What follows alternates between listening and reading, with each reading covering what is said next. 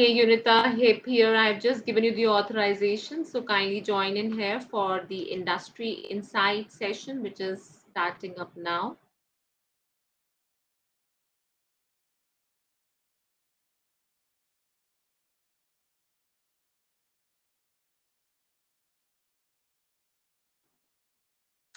So I will request Pierre, Ricardo, and Yunita to join in here for the first Industry Insight session, which is starting up now. And I will request backstage team to have Ricardo here. Hey Yunita, how are you doing today? Hi, yeah, I'm good. How are you? I'm doing great. So looking forward to Pierre to have here in the session. So I already given him the authorization and Ricardo. So my backstage team, if you are hearing out there, kindly connect with Pierre and Ricardo so that we can begin up with the session.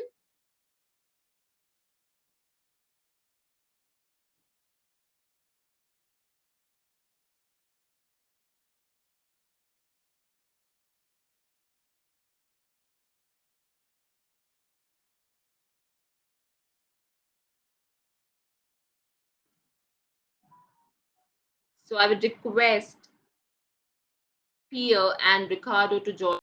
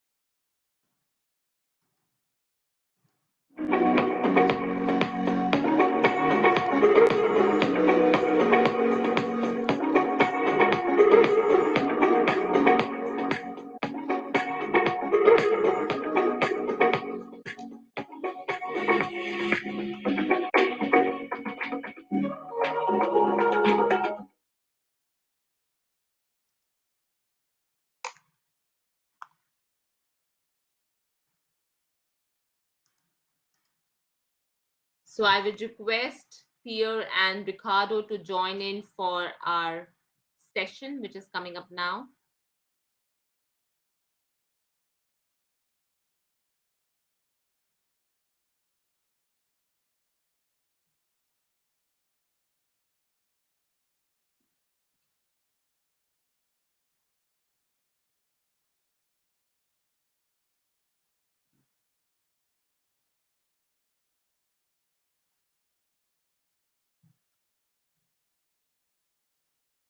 I would request my backstage team to drag in the speakers over here so that we can start up.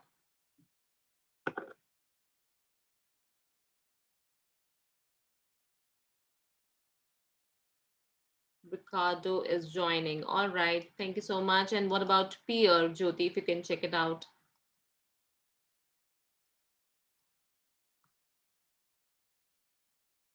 So in the meanwhile, Unita, can you just open your video because I can't see you? All right. I think we can begin up.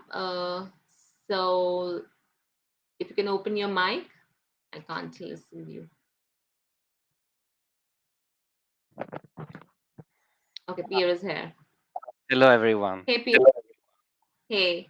So I already give you authorization. I don't know. I was just waiting for you. Yes, I was just kicked out. It's the good of being live. Yeah. So we already have Yudita here, and I think Ricardo is about to join. So I think we can begin up. In the meanwhile, Ricardo can catch up. So would that be fine, Pia? Absolutely. Let's start. All right. All right. So I welcome everyone to all the participants in our industry insight session, which is content segmentation, differentiate your brand online. We have our key speakers joining in here. Yunita Barlianet, marketing team lead from Venrific. We have Pierfrancesco Scotti, IMC and media manager, Southern Europe, Colgate Palmolive. We have Ricardo is going to join in like very soon. Ricardo Mazzi, owner Mazzi Studios. So over to you, and over to the session that we'll be starting up now. One second, let me stop sharing this.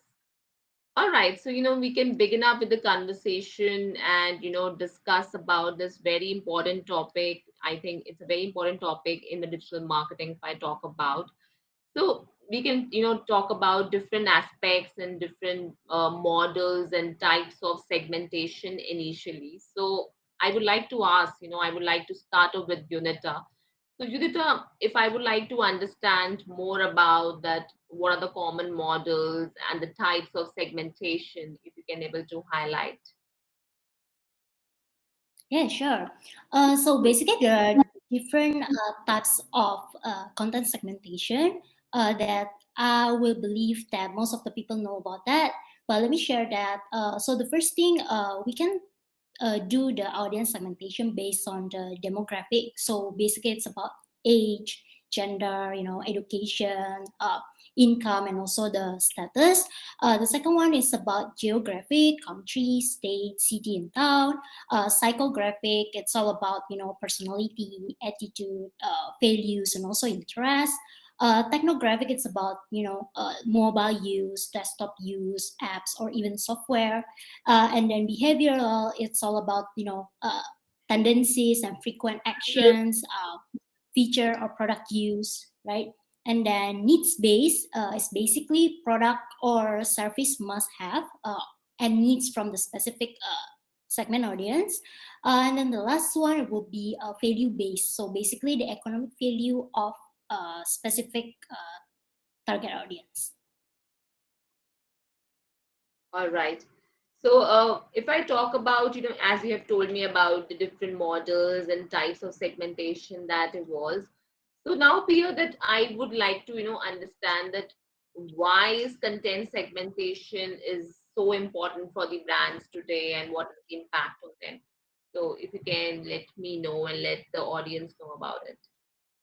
Sure. I think actually this initial round of content segmentation was very interesting. When it comes to fast-moving consumer goods companies, I would say the latter for us is what mattered the most. So what we have seen in the last few years is that through digital technology, consumers have taken the control of communication. It's not any longer brands that talk to consumers and drive them into habits, is the other way around. So for us, it's really important to really start to understand who our audiences are and what are their interests in their daily life, and then what can we provide them in terms of contribution to their life from a brand standpoint, from a company standpoint. And in this and by doing so, if we don't communicate and we don't tell them, we don't give them relevant information and something that is really based on what they are looking at and what they're looking at in their own life, then we are not relevant. And that's the key point. So for us, it's not even like a matter of deciding whether or not should we start providing content that is really relevant. Is how we do that and how can we enable that from a communication and brand communication standpoint. All right. Thank you so much about letting us know that why it is important for the brands today. So if I talk same question with Unita. So what do you think the importance of content segmentation? Yeah, I think content segmentation is very important. Why? Because it can help the brand, it can help the company to improve their engagement, also target their customer specifically, effectively, as well as better differentiate their brand from competitors.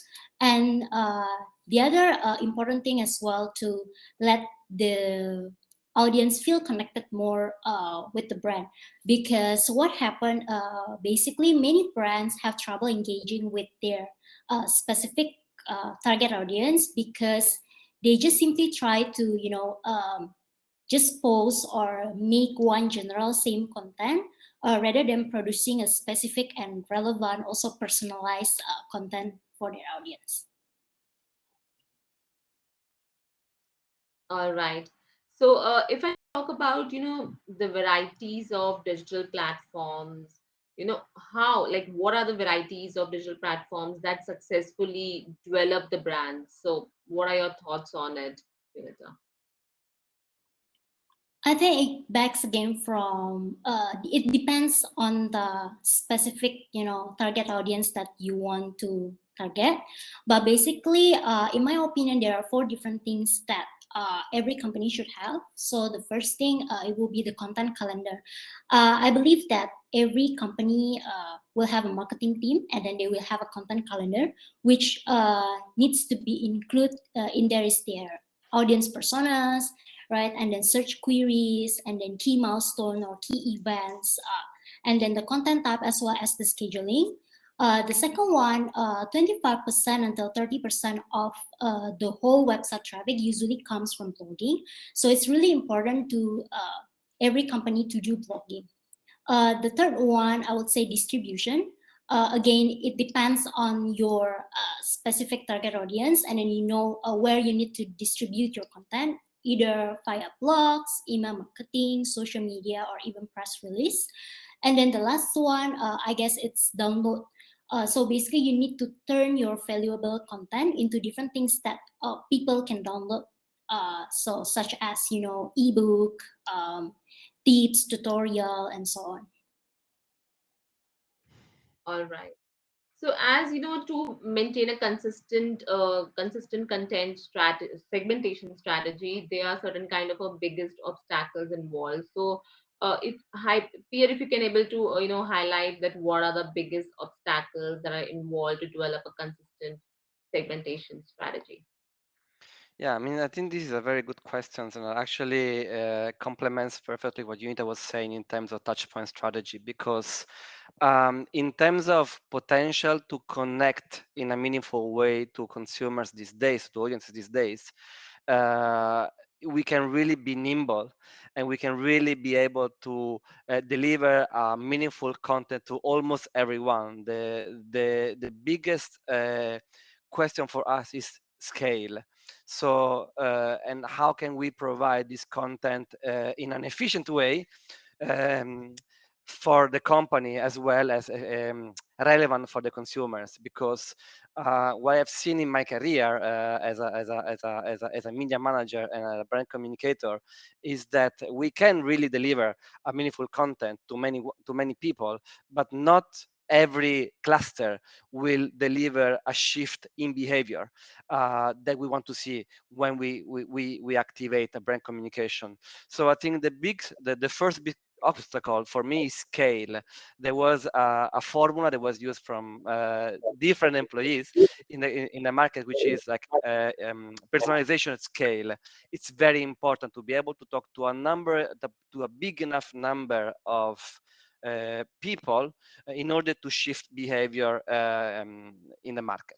And second is cost. So how do we really manage the workaround of the implementing the technology to deliver a content that is meaningful and segmented?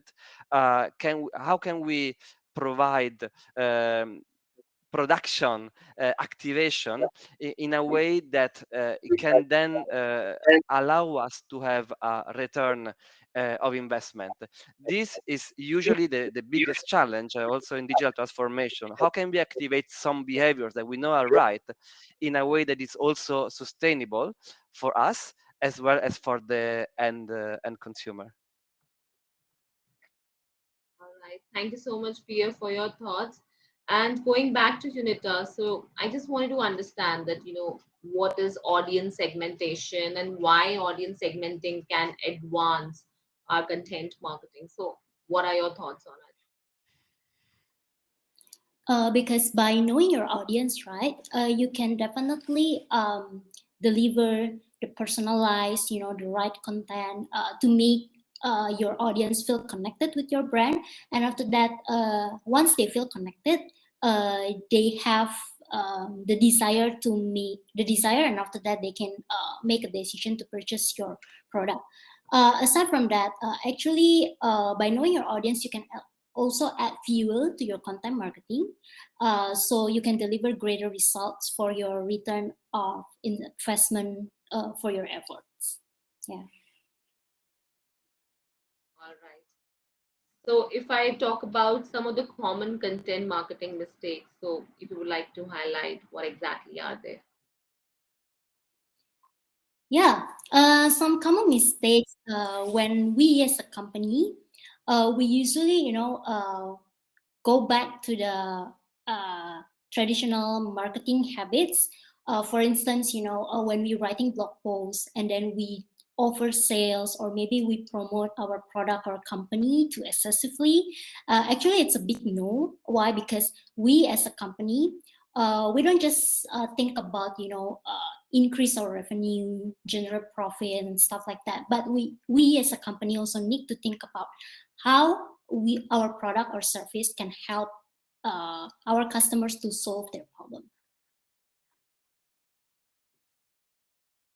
All right. So what do you think about it, Pierre? I think According to you, what is this is a very good point, and this is exactly what we are trying to do. So behind content segmentation, there is always a huge work to understand our audiences and their needs. Mostly, what they are doing online, what are they doing offline, how can we provide in their life, how can we bring in um, elements that will enhance their life. So for example, I can provide you like a live example of what we are doing these days with a big launch that we have in Europe for new whitening proposition, which is called ultra white. And the the work that we've been doing is like, how can we, what is people looking after when they look at whitening products, for example. It may be look like just aesthetics, but we realize that it's not just aesthetics. It's actually something that reinforces the self-esteem of people, be it in their professional environment or be in their um, daily life, be it at school and the weddings. So we kind of worked around this and try to build them and give them by using different touch points, as Nita was saying. Like, we can provide many touch points, but activating them in the right way in different moments to really um, give them the kind of information, the kind of support that we know they are looking after when they are looking for, like, say, an effective whitening product. This is definitely something that we need to activate and we need to enable when we are doing segmentation. First, we do it. First, we examine and study the audience. If you do segmentation without knowing what your audience is, then you're most definitely going to fail. all right. So moving forward to you, Pierre, again, as you know, there are certain kind of raising technologies that are coming up. So what is the future of content segmentation if we talk about the metaverse and the other technologies which are coming up? Yes, I mean, one thing that it may reflect a previous session, which is this: that content segmentation is definitely supported by developments in the technology and digital transformation plans. So the way I'm seeing different providers, like, for example, like the Google of the world, like the Amazon of the world, but also other technologies, is that there is a higher level of intervention of artificial intelligence, for example, and logarithms that allow us to really do content segmentation live. So understanding what audiences are doing live, we are able to provide different content in different moments, and this is basically comes in a fraction of a second. So the way technology is enabling content segmentation at the moment, it's incredible, and I think we are still very much behind in understanding what is really happening out there. There's also a matter, though, that needs to be taken forward. Like, metaverse is super interesting, like virtual reality, but for some reasons they are still not big enough to provide us with the kind of, again, personalization at scale that we are looking at to make this content segmentation relevant for a big enough amount of people that it can also provide for our business. And we always, as a company, want to match the two. Hence, of the conversation, being relevant, being meaningful for them, being actionable to an extent, but also give something that is able to also nurture our business. So in terms of technological advancement, I think we always look at this every day to see how big they are, how can they implement our business. I would say at the moment the biggest impact is provided by artificial intelligence. 100% is enabling us what we are doing in this very second. And how, AI is impacting the content segmentation. Can you repeat the question? Sorry. So I'm saying that how the AI is impacting the content segmentation. It's enabling us basically to understand the behavior of people online, and by meaning online, I should really say people that are using digital technologies, which is not just really people behind the screen. It's people like listening to radio. It's people using a navigator. It's people doing like shopping online on a mobile. It's people watching TV these days. Digital is basically everywhere, but the big connector at the moment is artificial intelligence, which is really helping us to shape audiences in real time, and by doing so, allowing us to deliver to the right person at the right moment in the right place the type of content that we have created for them. And of course, when we discuss different touch points, as Unita was previously saying, the content changes from touch point to touch point. You cannot use the same content, let's say, on a mobile, on a laptop, on a TV screen. So again, we come back into being able to deliver enough content to enough people in order to be meaningful to many audiences. And artificial intelligence is really the big enabler, big technology enabler that we are using these days to make this happen. All right. And what do you think, Yunita, that how AI is impacting the content segmentation? In my opinion, today AI and predictive analytics allow marketers to accurately, choose their best target groups of audience. The process is faster and also more accurate. Aside from that, AI can also help the company to determining what is the action that the audience can take after they receive a specific message. And then the last one, I think AI can also help the marketers or the company to create perfect message. We all know that I think there are some different websites. Basically, AI provide different content, content creator when they can help us to create different message based on the channels that we want to use. All right. Okay, so I think Ricardo is already here. So let me have him on screen.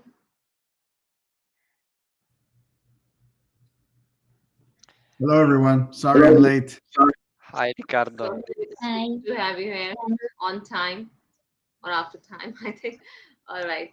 So I think Pierre and Unita has covered most of the points. So Pierre, if you would like to, elaborate for Ricardo, so we can take up. Sure. I mean, Ricardo, we've been discussing in the past 20 minutes how content segmentation is relevant for different industries, and is how content works around different touch points and for different audiences, and how relevant it is for mass consuming good companies to enable big enough audiences to move the business, and what is the technology that is needed behind content segmentation. And we then discussed artificial intelligence at length, I would say, as a big enabler these days to allow for content segmentation to be delivered in an efficient and accurate way. Well, that's great. I mean, I think AI is a fantastic tool, but I think AI is also can be very cost prohibitive to small and medium-sized businesses. So, but that still doesn't preclude the importance of having content segmentation, and having some sort of technology to do that, right? And so you have to have at least some sort of a technology stack that's commensurate to the size of the business, and at the same time some sort of a way to analyze the data, analyze what kind of information you're getting from your audience, from your consumers. And it could be as just as simple as looking at an Excel file. And I'm sorry that I missed the discussion on AI, because I think it is a huge part of what's coming. But whether you're a big corporation or a small business, being able to differentiate, the messaging, the content that you're served, the top of the funnel, middle of the funnel, bottom of the funnel, whatever have you, it is absolutely crucial, because then your message, if not, then your messages become irrelevant to the audience, right? And technology still plays a huge part in that. I work with a lot of companies that don't have that sophistication of AI. So it takes some sort of you gotta do some digging into your data. Everybody has to give inputs, and I think there needs to be alignment between sales and marketing, to kind of understand those customer pain points, their wants, their their needs, in order to come up with some sort of strategies to create content to serve the right information, the right messaging to the right audience at the right time. All right. So moving forward to you, Ricardo, let's understand the more aspect of B2C and B2B. So we just wanted to understand, even audience would like to know that what are the targeting differences between marketing to B2C and B2B? I'm sorry, the targeting challenges? Is that the Saying, question? what are the targeting differences between marketing to B2C and B2B? Oh, yeah. Well, in my experience, you can launch a campaign to consumers and you'll get, if it's a sizable audience, even if it's a small segment, you'll get data right away, right? If you're selling a product, an information product, or if you're selling some sort of retail, product, you'll get information right away, because you'll know, and the data's right there, with e-commerce, you'll get, open rates, you'll get click rates, you'll get, and if you're doing PPC, you'll get all of the, cost per click, cost per acquisition, all of that stuff. And then you'll get your revenue, your sale, and you can get that instantly, right? And I think that's kind of an advantage when you're selling to consumer. One of the examples, I'm just giving a use case. But if you're selling, for instance, software or enterprise software, it's a little different, because sales cycles could be a lot longer, right? If you have a product that's, in my case, you're selling to hospitals, and if you're a sub-segment, you can be selling to specific niches within healthcare, like oncology, cardiology, or whatever subspecialty. Those necessarily are not quick sales, right? Some of these cancer centers or hospitals have, they buy software by committee, so you have a lot of stakeholders. And so I think that you not only have to market just to one persona, you have to market to different personas. There's IT, there's the director of information, there's the administrator, there's, the medical personnel, and then the nurses. And you have to have kind of like an alignment, like I said before, with sales to really address everybody's objections. It's not just, oh, okay, buy my software, yay, okay, let's implement. The implementation can be a very huge challenge. So I think that's a big difference. So you have to really be proactive, understand all the stages of the sales cycles, prepare your marketing strategies and content and segmentation, because one potential prospect could have, maybe up to 5 different personas that you have to market to. So again, segmentation is crucial, or if you will, having that different the strategies and messaging to those different personas, even on one account, is very crucial. So I'd say that would be a different prospect. And again, and on another the difference between B2C and B2B. And there's another thing it's harder to target to. You have to really understand your audience and go where the traffic is. it's harder to pinpoint certain roles in B2B. So I would say those are kind of like some key differences. All right. Thank you so much, Ricardo, for highlighting it. And if we want to, like, for example, the audience is an important part of us and we wanted to retain and nurture them. So, what are the strategies within segmentation to retain them? So, if you can highlight for us. Sure. Well, I think, you know, one thing, once you acquire the customer, it's very important to keep them, right? To retain them. There's many strategies, you know. I would love to hear Unita's and Pierfrancesco's thoughts, but I am a big fan of email. I'm a big fan of, you know, sending personalized messages and relevant messages. If I signed up in a purchase from a brand, that because I'm connected to that brand.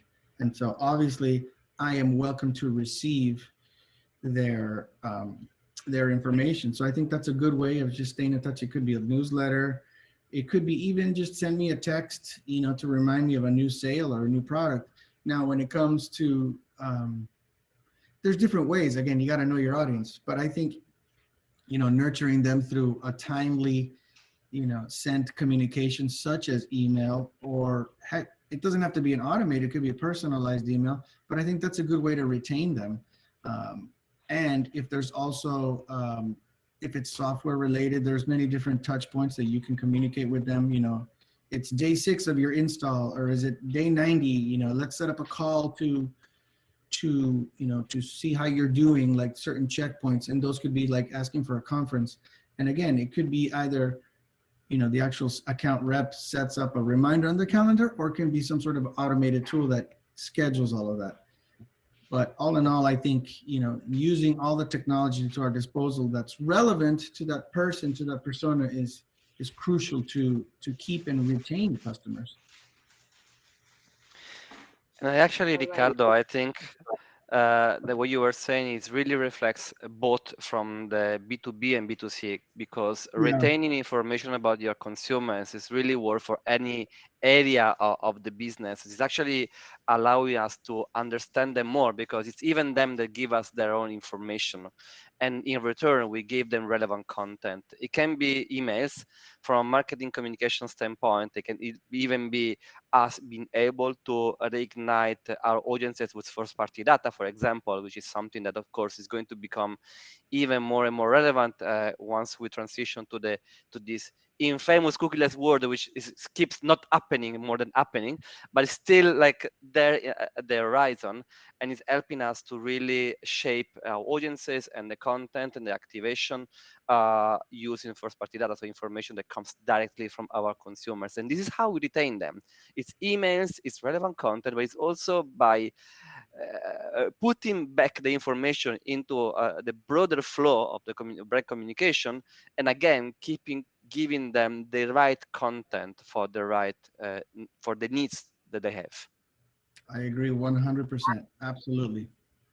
Absolutely. So, Unita, do you have any points for this? Yeah, I think I agree with what Ricardo and Pierre shared before. So I think it is very important for us to, again, first know and choose who is our specific audience, right? And after that, once we know it, we can deliver a personalized and perfect content for them, and then to retain and nurture our audience. I agree with what Ricardo shared before. Just want to adding on, perhaps once they become our customer, we can just simply send like a thank you email or thank you message personal to them, ask them for their feedback, how's their experience after purchasing our product. And then after that, we can also like offer them with special deals and special program based on what they purchased before. And even though we can also like offer them with a referral program. So yeah. Exactly. So moving back to Ricardo, if you can let us know that how important is a technology stack, and would it be useful that if you can, highlight some of the examples of case studies? Yeah, absolutely. Well, technology is super important. I work with a lot of startups that they don't have all like what I would consider kind of like foundational um, pillars in place to start, to start any marketing for their company. And I think one, you have to have a website, right? That is I always tell your website is your headquarters, and as the saying goes, all roads lead to Rome, right? And Pierfrancesco, you would appreciate that since you're from Rome. But I think, and I'm a big believer that no lead should get left behind, right? And so we're back in 1999, a website was just an online brochure, right? You have a brochure and then you put it online and that's it. Nowadays, a website is a fully functional business tool that serves a specific business purpose. So I'm thinking that when you have a website, it can't just sit there. It has to generate leads, in my opinion. We're marketers. The website has to bring in a vehicle to bring in business. And so what do? You have to have at least the basics. You have to have some sort of a CRM tool. You have to have at least alignment with sales, to answer those leads. And you need to have tools to be able to communicate, right? That to me is the basic. There are more sophisticated tools, which I'm sure Pierfrancesco and Yunita probably employ, but I think a technology stack is important. And I can give you examples. I mean, if you want to start basic, you can use kind of like a constant contact. You can use a MailChimp to get leads and create some sort of automation workflows that communicate, thank you for downloading my case study. Great, here it is. You can do that, basically. And MailChimp has free programs. Now, if you want to get more sophisticated and start creating, scoring and doing pipeline, then you can get like the HubSpots, the Salesforces, even Infusionsoft. There's so many great CRMs out there. If you need to integrate with text messaging, there's other SMS tools. Twilio is a great tool that integrates with everything, or you could use out of the box solutions like Simple Texting and other vendors, or an all-in-one solution like Klaviyo. So, there for small and medium-sized businesses, there are solutions where you can have a really basic marketing tech stack, but you can still be effective and get deliver certain touch points. You can deliver all the basic marketing in 2002 with that type of technology. All right. So thank you so much, Ricardo, for putting a light on the technology stack and also highlighting some examples for us. So the last question that goes to you only, that is, how do you go about in developing the right messaging task to your multiple segments and the audience? I'm sorry, my connection broke up. Could you repeat that again, please? Yes. So I'm saying that the last question goes to you, that how do you go about in developing the right messaging to your multiple segments and the audience? Good question. Again, if you have data points, if you're already more or less an established business, you look at what data you have, right? What are their pain points? What are their, there's this tool that I use, the value proposition canvas, and it could be used for startups. It could be used for even established businesses. But you basically match your pain points and your, the values that you bring per persona to the solutions and value gains that your company brings. So you kind of look at that data or create it from scratch, right? You can do it by talking to customers, to champions in the industry. And from then, that'll give you kind of like a blueprint of a value proposition statement. And once you start from there, then you can say, okay, my solution does this for people who want to achieve this, and by doing this, etc. And so I think that with that framework, you can start developing marketing messages, right? And then you look at, you see what kind of data you're getting. People are downloading this white paper, this case study. People are filling out this. after conversations, a CRM tool, like I mentioned before, would be great to notate and keep notes of all of that. So you start really, listening to your public, using data. If it's e-commerce or if it's this, that they like certain content. So you start creating those lists. And of course, I'm just giving you the summary. There's more work involved in this. It takes a village.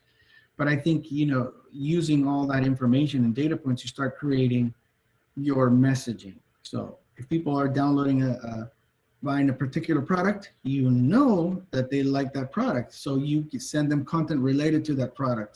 If it's shoes, hiking shoes, and then if it's running shoes, send them information and relevant articles that could be relevant to them. And of course, you could upsell them or cross-sell them to something related. Same thing with B2B. If they're downloading a case study on topic A, on patient acquisition or how to acquire new patients, you send them information on that, and then maybe perhaps you can entice them with other content, so they can consume more.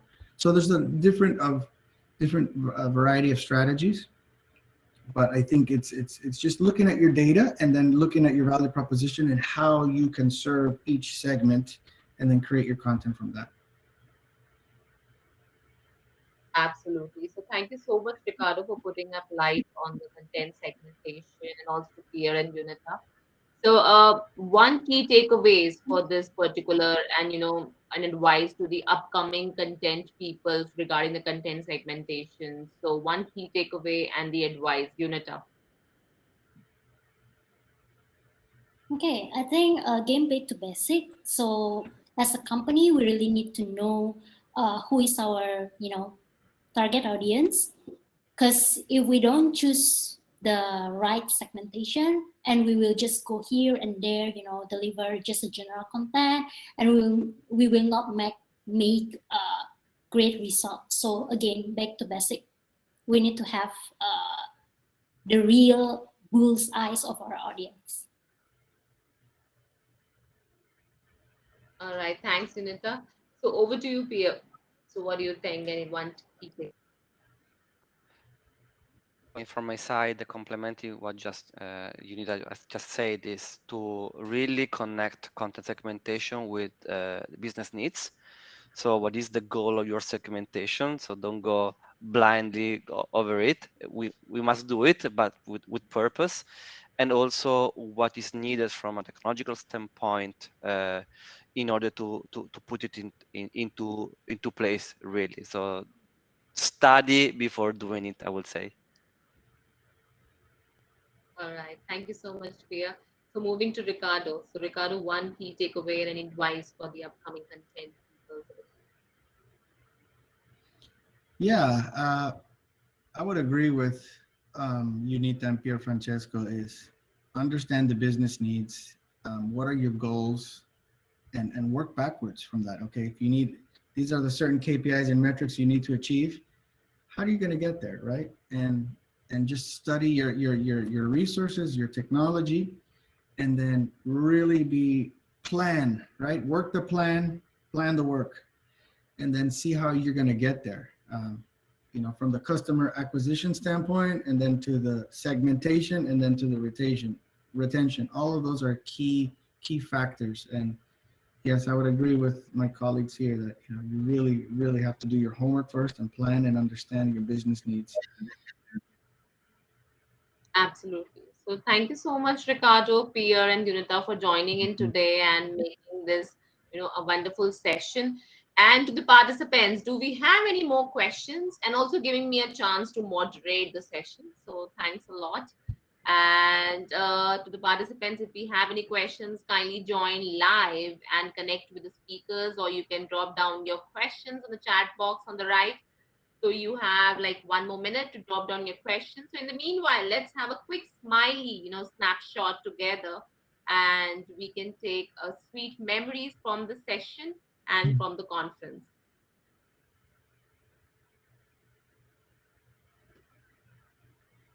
All right. Thank you so much. Thanks, Unita. Thanks, Pierre. Thanks, Ricardo.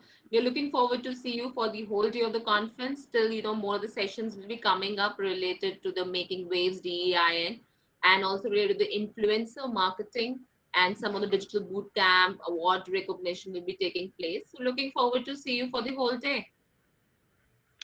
Thanks a lot. It was a pleasure. Nice to meet Thank you all. you. Okay, so we have one question Everyone. from Vinay. So if anyone would like to answer that, what would you say are the best tools for a small and medium-sized businesses? If anyone would like to take up this question. I mean, I already gave some examples. If anybody else wants to give their thoughts on that. I think Ricardo, go ahead on this for me.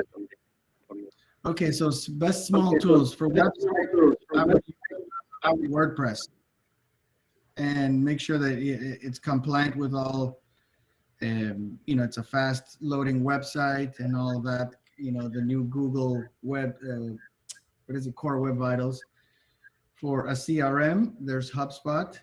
Of course, the free version is just basic. There's no other bells and whistles. You could use a tool like MailChimp to send out emails. I mean, there's a variety of tools that you need, right? Google Analytics and Google Tag Manager, all these different types of tools that serve different functions. So, you would need to see what I'd be happy to discuss in more detail if you could share the person who asked the question what tools. But it all depends on what they need to do, right? I can go on and on and on, but I'd be happy to answer this question via email or offline at some point. Joining here. Hey, So Vinay. yeah. So okay, I want to type it up, but I guess it's gonna take a little more time. So yeah. So I'm a digital marketer myself. So this question that I asked is because okay, let's take away some of the basic stuff. So you said HubSpot, Mailchimp, Twilio. So these are useful stuff. WordPress definitely. But apart from that, so apart from CRMs, how to connect to these businesses? I mean, we know we have analytics. We know there's Google Tag Manager, but once we put them all together, then we need to integrate them. So I happen to use Zapier at a point to try and interconnect certain things to make sure there's automation going on, right? But I mean, if I had to, I mean, I'm a digital marketer, obviously, but at the same time, I know for a fact a lot of businesses don't have these key technological stacks in.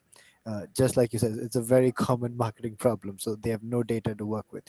So that's why I was suggesting maybe if this video does go out, maybe 6 of the most important things. So WordPress, Google Tag Manager, analytics, Facebook, let's say the entire social media, again, depending on what they require it for. So that's what I was hoping to get from you. MailChimp is definitely a given. I've worked with MailChimp. I worked with Zoho campaigns. Yeah, so these are 2 good ones. Going one level up, there's active campaigns as well, which I've been told not to shift to by somebody from active campaigns itself, saying that it's a level ahead for those who are ready to take the next step. If not, stay with MailChimp. But there's a lot of during the pandemic, there was a lot of features that MailChimp had brought in, the automation, the customer journey, which I found quite fascinating. But there are still a few more things I wish they would change to make it slightly easier. But from a business standpoint, if we had to, for example, tell people that these are things that you require, let's say the absolute basics, right? What would you tell them? Well, I think you're right on the money. I mean, you mentioned really great tools. I think Zoho, for instance. I work with a group that uses Zoho, and to me, Zoho is kind of like the Google of from I think they're from India, right? I think Yes, Zoho, yes, they have a tool for everything, and it's a very powerful tool. Depending on your price point, you may only need Zoho because right, if you're taking appointments, then Zoho has the equivalent to Calendly, right? right, If you need a project management solution, Zoho has one too. right. So, and I think whatever the tools that you're using, Zapier is also a crucial one to connect everything and send it to one place, right? Yes, So, yes, yeah, I think that you have to have an email solution. You have to have, if you're depending on your vertical, a texting solution, something that takes appointments, and something that analyzes data. There's one tool maybe that you can check out called Hotjar. Have you ever Hotjar. heard of Hotjar? No, It's that's basically, it does heat maps. It does, it records customer visits. So you can analyze the behavior of people on your website. And so that again will help inform you what content people are consuming. You can create segments of visitors depending on what pages that they visit. So that's a very great tool as well. If you're doing account-based marketing, a tool like Clearbit, 6 Sense, those are very crucial tools. If you're running, let's see, if you're running pay-per-click campaigns, or you do a lot of phone calls, tools like Call Tracking Metrics and CallRail are fantastic. And those are used by, large to medium-sized businesses. They call metrics. CallRail, like a railroad, Right. CallRail. Okay. What it does is it allows you to create different phone numbers so you can properly attribute your audience and your marketing campaigns. Again, it's good for inbound and it's good for segmentation. And so you can assign, a one landing page, a Right. All specific right. number. Sorry, I can go on and on about this. All right. Thanks for Sure, the Clearbit. Yeah. Sorry. Clearbit. Okay. Clearbit, yes. All right. Okay. I'm done. So I think Vinay and Ricardo, you can discuss offline, and because we Okay. have to move forward with our next session. So that's the presentation on Martech 2.0. So let's move ahead to our next, quick presentation slot, which is coming up. So thanks, Ricardo, Pierre, Yunita, and Vinay joining in and having the great conversation. So Ricardo and Vinay, you can connect again on the virtual speed networking, which will be coming up soon, and have a one-on-one chat on this, and also connect offline. So thank you so much, and thanks to all audience. So let's move ahead to our presentation, which is coming up now. Thank you. Okay. Thank you. Thank you, everyone. Bye-bye.